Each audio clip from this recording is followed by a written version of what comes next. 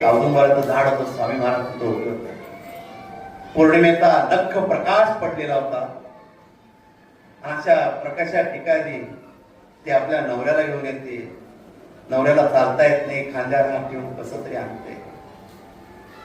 महाराज विठोबा सारखे दोन्ही कमरेवर हात ठेवून सने त्यांच्याकडे बघत होते आणि ती नवऱ्याला घेऊन आली. आणि तेव्हा तो पश्चातापाने स्वामींकडे क्षमा मागतोय मनापासून. स्वामी महाराज त्याच्या डोक्यावर हात फिरवताय आणि स्वामींचा स्पर्श झाल्यावर एक सळसळती वीज त्याच्या अंगामधून गेली आणि तो दचकला. आणि दचकल्यावर असा उभा राहिला.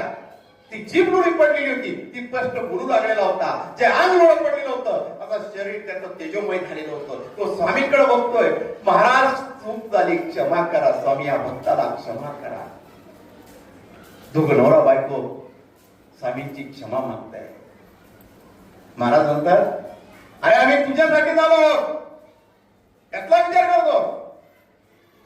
आणि थोड्याच वेळात एक गाय येते तिथं, ती स्वामींचे पाय ताडते आणि स्वामींच्या मागे गेला. ते 4 कुत्रे येतात, ते शांत बसताय स्वामींच्या चरणाजवळ. हे नवरा बायको स्वामींच्या पाया पडताय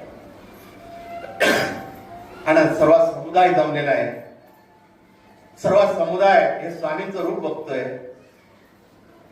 सर्व रूप बघत असताना स्वामी महाराज एकमुखी दत्ताच्या अवतारामध्ये सर्वांना दर्शन देत आहे. त्या पौर्णिमेच्या रात्री सर्वजण दिगंबरा दिगंबरा श्रीपाद वल्लभ दिगंबरा